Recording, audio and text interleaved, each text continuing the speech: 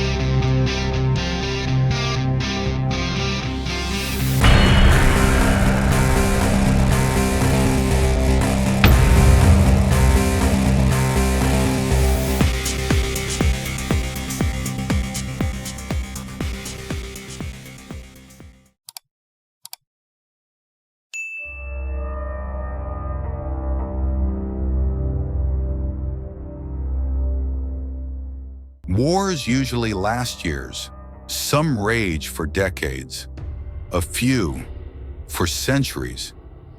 But in the year 1896, on a small island off the coast of East Africa, the world witnessed a war that lasted only 38 minutes. 38 minutes that would change the destiny of a nation. 38 minutes that would pit a mighty empire against a small kingdom. And 38 minutes that would leave behind ruins, myths, and questions that still echo today. This is the story of the shortest war in recorded history. But it is not short on intrigue, it is not short on blood, and it is not short on lessons. Welcome to the Anglo-Zanzibar War.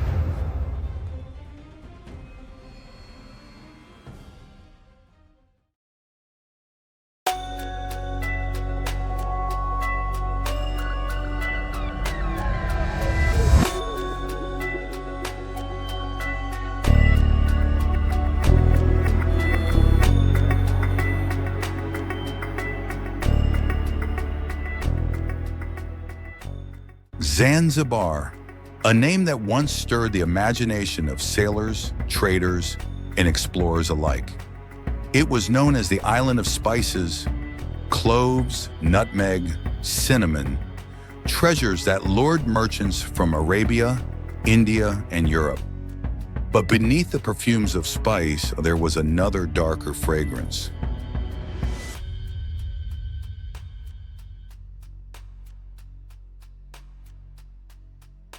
For centuries, Zanzibar was one of the largest slave markets in East Africa. Tens of thousands were marched here in chains, bound for faraway lands. The island became a crossroads, a meeting place of Arab sultans, African tribes, Indian merchants, and European powers. It was a jewel, but a jewel stained with blood.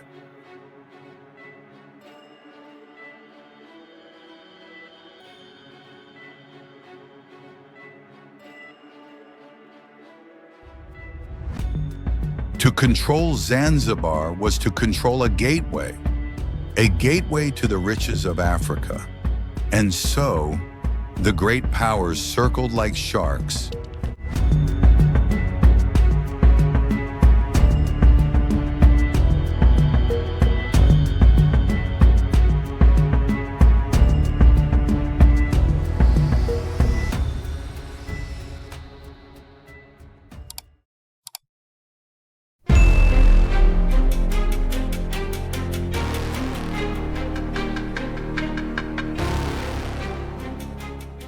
The late 19th century was the age of the scramble for Africa. Britain, France, Germany, Belgium, and Portugal divided an entire continent with the stroke of a pen. Lines on maps, lines that ignored tribes, ignored cultures, ignored history. Zanzibar was too valuable to be left alone. Its harbor was perfect for warships. Its plantations brought immense wealth, and its sultans could be swayed or controlled.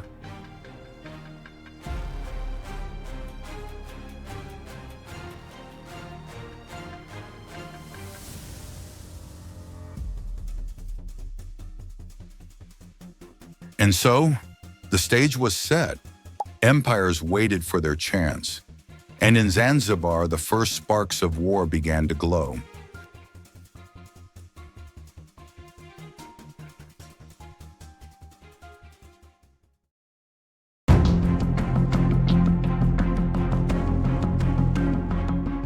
In August 1896, the ruler of Zanzibar, Sultan Hamad bin Thawaini, suddenly died. Was it natural or was it poison? Whispers filled the palace corridors. The throne was empty, and power never stays empty for long. His cousin, Khalid bin Bargash, moved quickly. He seized the palace. He declared himself sultan, but Britain had other plans. The British consul insisted that Khalid step down. They demanded a new sultan, one who would follow British wishes, but Khalid refused. He fortified the palace, gathered troops, and armed the royal yacht. The throne was now a fuse, and the spark had been lit.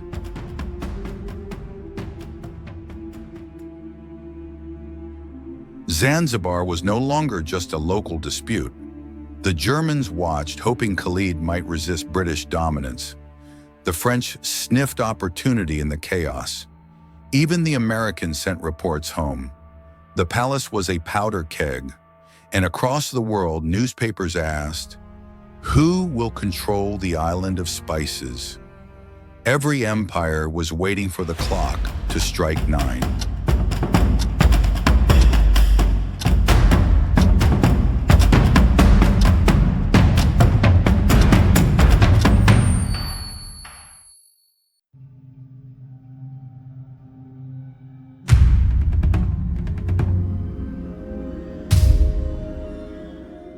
On the morning of August 27, 1896, the British delivered an ultimatum.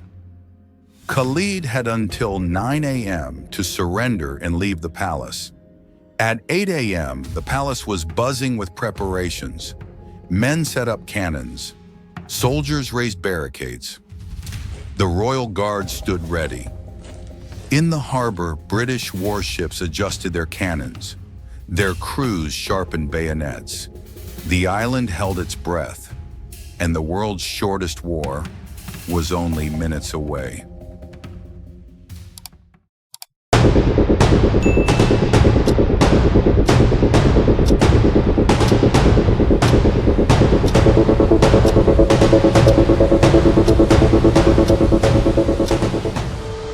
At exactly 9:02 a.m., the deadline passed, and the British opened fire. Shells tore into the palace walls. Windows shattered. Fire spread through wooden halls.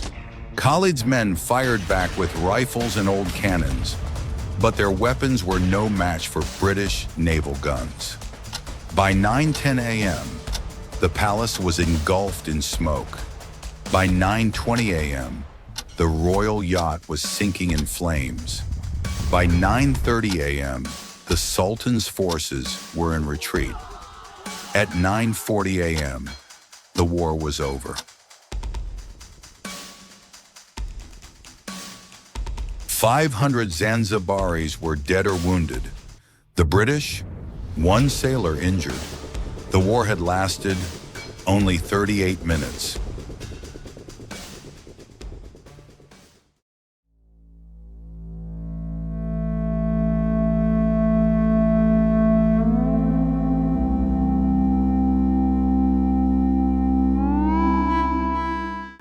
Khalid fled to the German consulate. The British installed their chosen sultan, And Zanzibar's independence ended that morning. For the next 67 years, Britain controlled the island.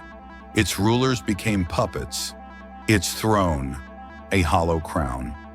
The war was short, but its shadow was long.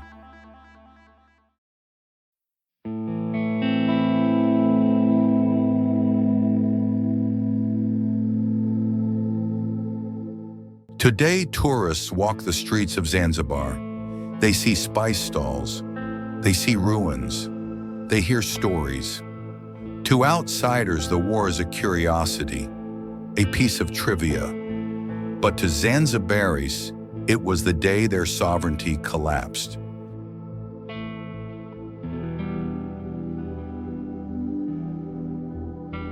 The legacy of those 38 minutes still lingers, because wars are not measured in minutes.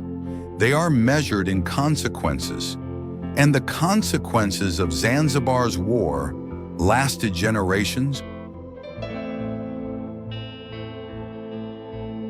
The Anglo-Zanzibar War lasted just 38 minutes. But in those minutes lay centuries of struggle, empire, resistance, ambition, and betrayal. History remembers it as the shortest war, but perhaps we should remember it as the longest shadow, because in those 38 minutes, an island lost its throne, its freedom, and its destiny. The war was short, but its story will never end. But now we turn the question to you. If the world's shortest war could change history forever, what other forgotten conflicts are hiding in the shadows of time? Do you think Zanzibar could have resisted longer? Or was it doomed the moment the cannons faced the palace? And what lessons should we take today in an age where wars can be fought in seconds with technology?